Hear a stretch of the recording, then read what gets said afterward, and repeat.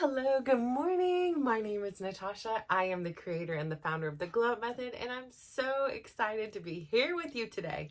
You want to know why? Because today is day one. What does that mean for you? Well, I know there's so many things in our life that we continue to push off, right? We think we're going to get to this one day. Listen, I'm a procrastinator. I've got a stack of papers underneath my bed that's kind of makes, I've told you this little 10 by 10 space here is my bedroom. It is my office. It is a workout zone when I'm not in the gym. It happens to be where I rest and relax.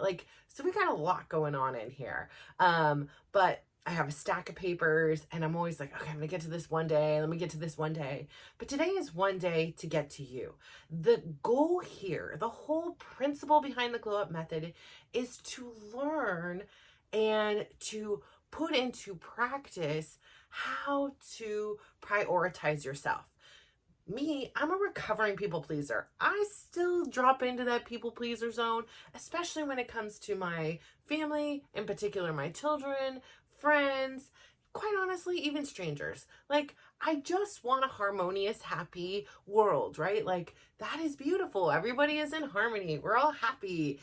And in order to achieve that happiness, that feeling of calm and peace in my own life, over my years, I had acquired tools and mechanisms that allowed me to suppress how I felt, any desires I may have, any opinions, any thoughts, that I would suppress them inside and allow for the external voices and chatter and drama and influences to guide me, versus looking from within and allowing that voice inside of me, the inner desires in me, to guide me.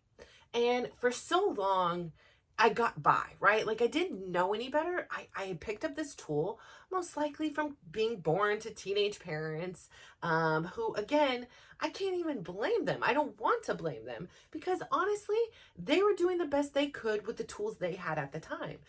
They were teenage parents and they could have been 50-year-old parents, but still not have had the tools. The age didn't matter. It just happens to be, I do have the information now as an adult woman to understand the information that was presented to me, that I could have deciphered, but I really didn't know, was it normal?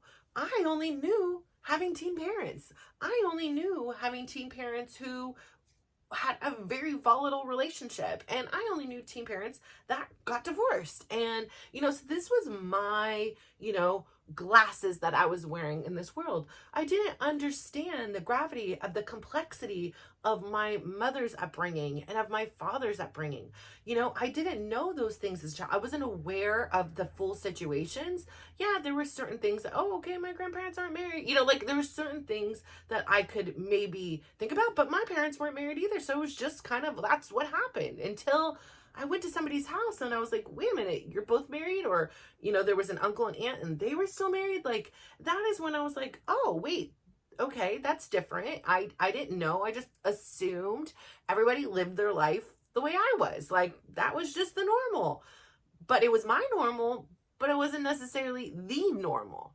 And so, they had both volatile lives and I didn't know. And as I grew up, right, more stories come out, more things are learned, but you still really don't really know how to process it all.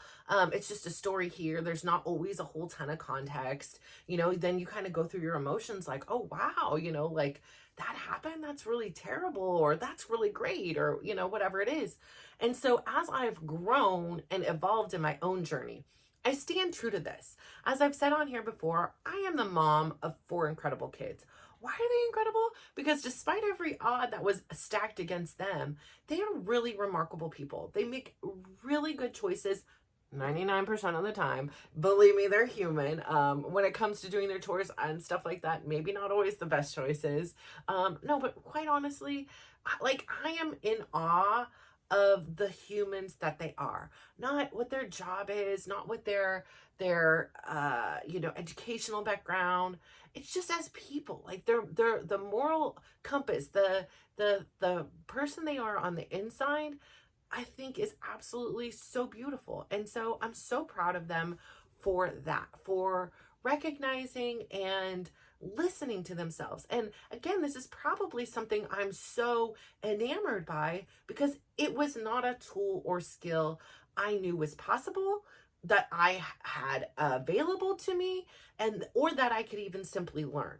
So over this journey, what this journey means to me and why I share with you is because I know out there are many of you, even if there's just one of you that is feeling the way I felt in those darkest moments of mine. I really want to share and spread the tools, the strategies, the concepts that have revolutionized my life. I am completely transformed. And that doesn't mean I don't slip up. And I like to reference this as using your default hand, which for me is my right hand, and my non-dominant hand is my left hand. But my whole quest here is to become ambidextrous. I naturally rely upon my right hand. I brush my teeth with my right hand. I comb my hair with my right hand. I use a pencil with my right hand. Perhaps I, cut with my right hand. There's so many things that by default, because it was easier to do, I do with my right hand. And so this process for me is about, number one, hey, recognizing I have a left hand. I have another hand over here. Like, it's just chilling out over here. Like, perhaps we can put it to work too. And let's see what that experience is like. And so, again, it takes a lot of thought, right? Like, I'm building a new chapter. You are creating a new chapter. Like, this is day one of your brand new chapter, chapter one. And we're here and we're saying, okay, I recognize, like, I don't even think about it, but I grab my clicker to start the record button. But if I simply put it over here, right? I put it on the opposite side of me. It's now making my brain think. And so when it comes time to end this video, I have a few options, right? I have the option to reach over and then stop it. I have the option to tell myself, hey, using this, priming kind of cue here, like, there is another way. We can do something different. Or I can give up entirely and, push the button here. But the thing is here is it's about recognizing. It doesn't mean you have to use only your left hand. It's not that at all. It's about recognizing that there is another way. That yes, we may have grown up this way. Yes, we may have lived our adult life this way. But if we're feeling something inside that doesn't quite feel right, it's time. It's time. It's time for you to explore you.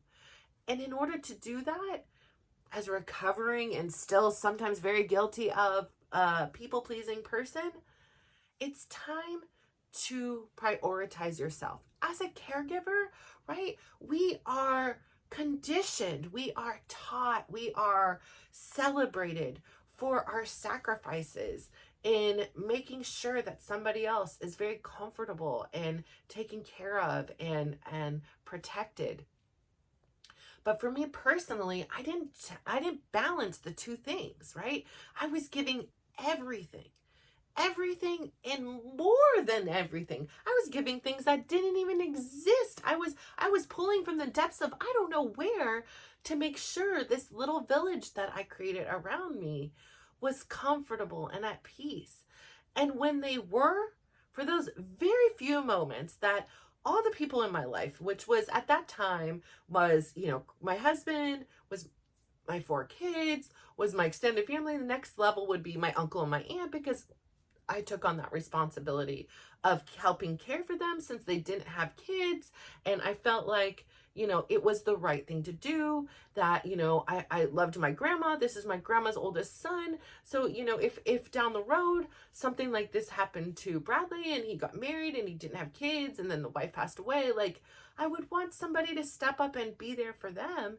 And also my uncle and aunt were like second parents to me. So it was a natural thing to want to help them and aid them in these, really difficult and challenging medical experiences and physical experiences they were having. And so, of course it was very noble and it was very sweet, but my happiness depended solely on these people all being happy. And very rarely was life hunky-dory for everybody listed at the same exact time. Now, this was my main circle, and I did have some friends and I did have other family members, but these were the ones in which during the peak of my anxiety, then the peak of my overwhelm, the peak of my curiosity, that ruled my world. I really didn't understand. And I love my uncle so much because he was attempting to teach me so much of this at a very rapid pace. He would give me lectures when we came in. It's not like he was lecturing me. He was acting as a professor. He created a whole curriculum. He had music. He had YouTubes. He had props. He had all these different things to teach me some of these lessons that I am sharing here with you. And at the time, because of the glasses I had, because of the way my thought pattern was, because of my dependence on my right hand, some lessons I understood, some lessons I could actually be like, oh, and I could now incorporate, but others seemed so far-fetched and I just simply couldn't understand them at the time. So I've had to go back and review a lot of his lessons, or I get little universal signs and suddenly it'll be a lecture that we listen to together or a speaker or something, and they come to me and it's like this greater power than what is, present and obvious. So again, I say all this to say, today is the writing of a new chapter for you. It is day one. And how do we start our day? How do we start anything? We usually start it in the morning. Some of you may start it in the evening, and that may be, your morning. But the morning is so important to me. And what I have learned in my experiences, my default setting since I was very young was that mornings equaled chaos. Now, there came a time, and I shared this before, once I had my oldest son, I used to be a bear. I was, my friends knew, my family knew, do not wake Natasha. You will be getting your head bit off. So people were always tiptoeing around, waking me up, which isn't their job to do. But, if somebody had to wake me up, it was a tiptoe situation. Or they just let it be. And so I really made this conscious choice one day, because this is what it's all about. It's a decision. Everything, if you want to change something in your life, you are literally one choice, one decision, one action from changing your entire life. Just one. It doesn't take a billion. It takes one decision and then consistent action to follow up that decision. So I made this decision. I made a decision that I was going to be a morning person. Yeah, I'm going to do this. I'm going to be a morning person because I don't want my child to wake up in fear that I'm going to wake mom. He is a baby. He is going to be crying. He is going to be a toddler. He will have nightmares and he will have growing pains and he will just feel sad and want his mom at some point. And the last thing on this earth I want is him to feel any hesitation to come to me because he's afraid of what my response is going to be. And so I worked really hard at it. Was it easy to become a morning person? Well, gosh, it's been so long now. I don't know. I had a really big why, right? I knew my why. I knew why I wanted to become a morning person so that my son could start his day on a great note, right? Versus being in fear and scared and whatever other emotions a bear of a mom would bring. And so I really worked on it. And then suddenly I found myself enjoying it. And then I even found myself questioning, why wasn't I this way the whole time?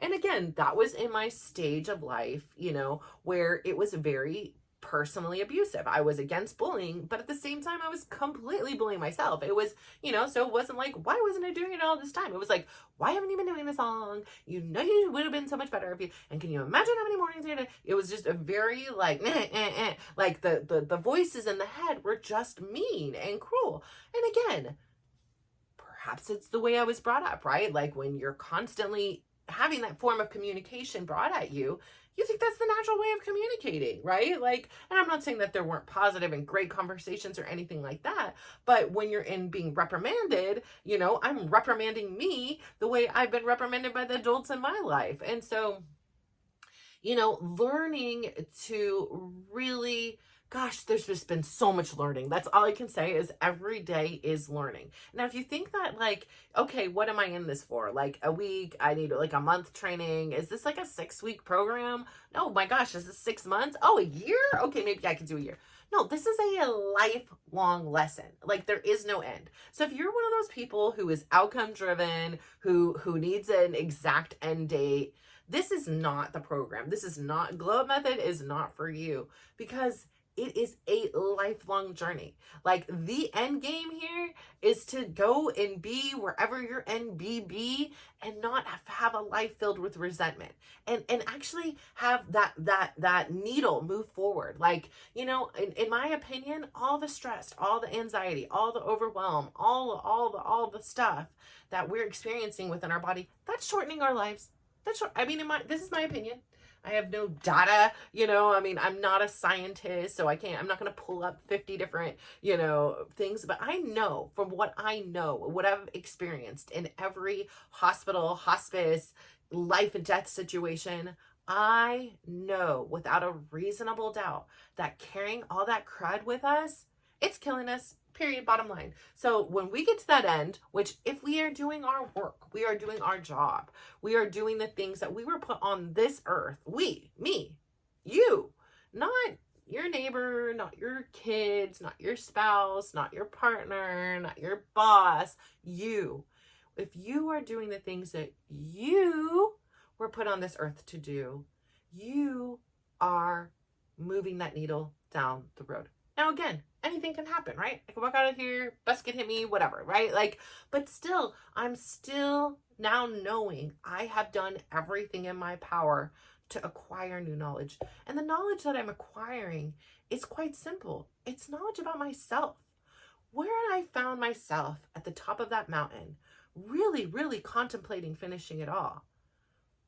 The thing is, I was a complete stranger to me. All I knew was this chaos and this bullying and this unacceptance and that was all I knew. And all I knew was that my happiness was based on the happiness of others, not the happiness that I created for myself or experienced myself. It was seeing other people happy. And again, it could be people in my family, it could be my kids, it could be strangers. It could be somebody on a TV I've never met. It could be, this person, something great happened to them. They won an Olympic medal, whatever it was. And I would feel joy for them. But I felt no joy from me. I had no joy from anything that I did. The closest thing that I ever did, which again, probably put a lot of pressure onto them, was I felt partially responsible for some of the good things that my kids did, some of the good decisions that I helped guide them to make.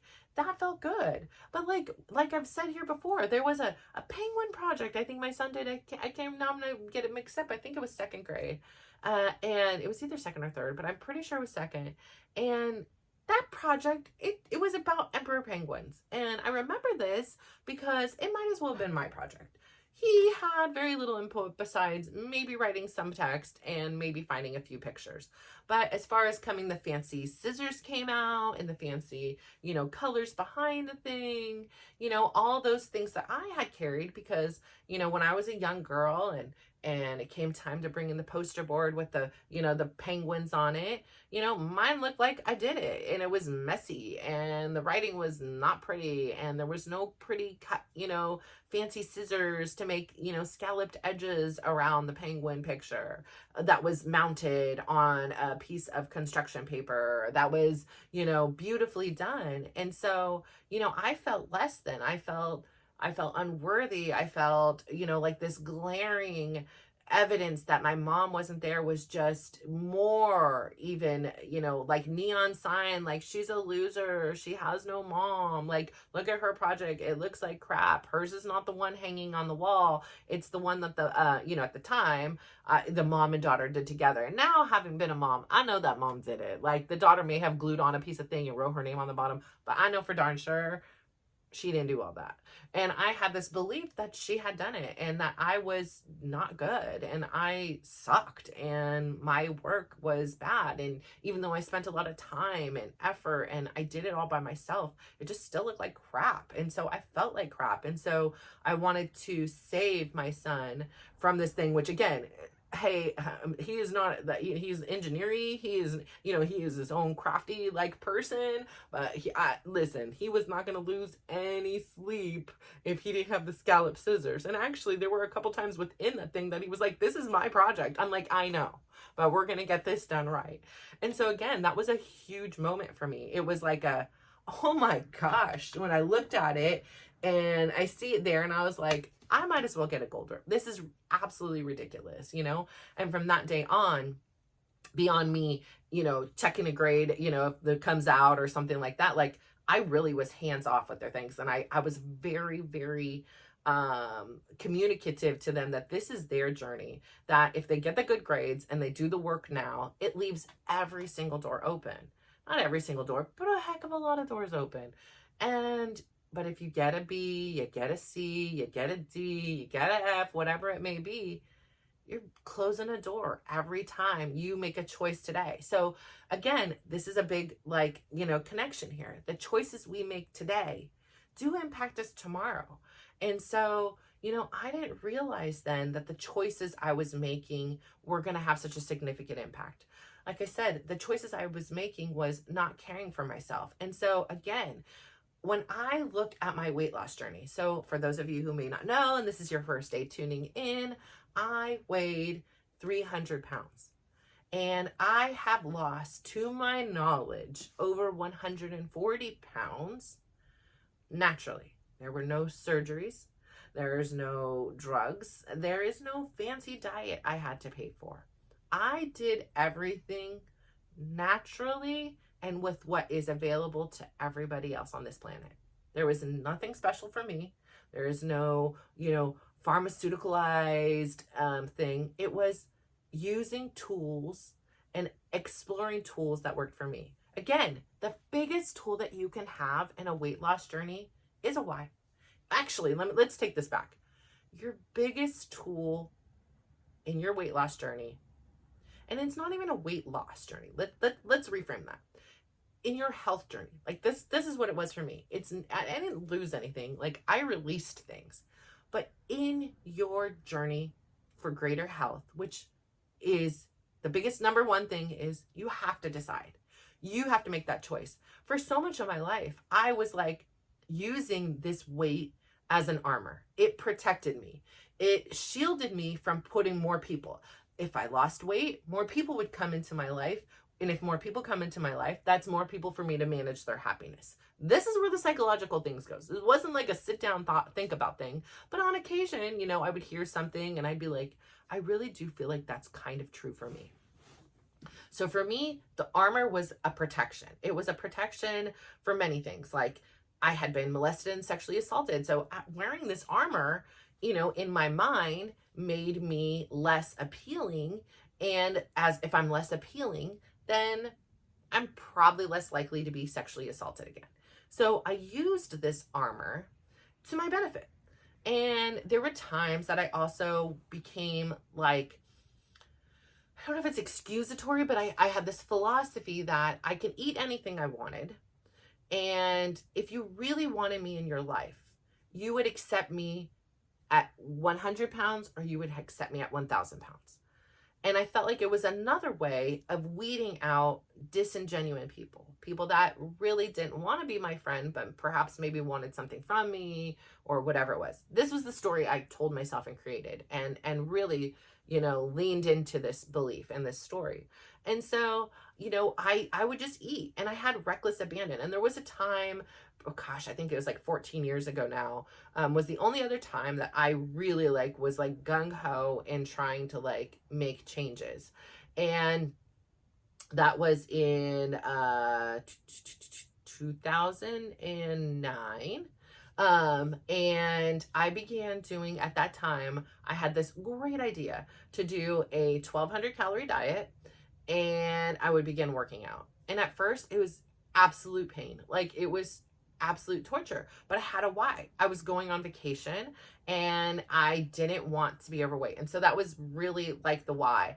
But even through the process, I was just beating myself up every pound I lost, because I was like, man, I should have did this before. Mathematically, I can't even get to where I'd like to be. Even though I'm going to do all this work, I'm still going to be fat on the beach because I've let so much go. But then I started to get I started to like it. I started to adapt. And, I would cry at restaurants because I would see a salad was 2 days meals. I'm like, I could eat this and eat half of it and then eat another half. And that's literally, and that would have been just an appetizer previously. My calorie level was way up there. But what it taught me was I really had this, I know in government, we have a thing called checks and balances, right? I had no checks and balance, because I never looked at calories, because I never looked at fat, because I never cared about those things. Yeah, something I was like, oh dang, that's 1,000 calories. Really didn't fathom to me, the connection.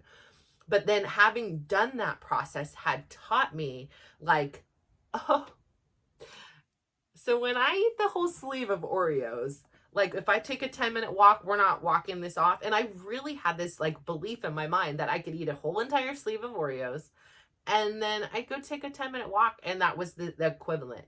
But seeing the vastly how quickly you can accumulate calories versus how slow it takes, how much time it takes and effort and energy to burn them off was a whole light bulb moment. I had absolutely no checks and balances. So for as torturous as this 1,200 calorie working out, I was literally doing Biggest Loser workouts. I was doing, at that time, I was really into boot camp stuff, kickboxing stuff. It was there was a lot of aggression must have been going on in my mind. Cause this was yes, let's get it.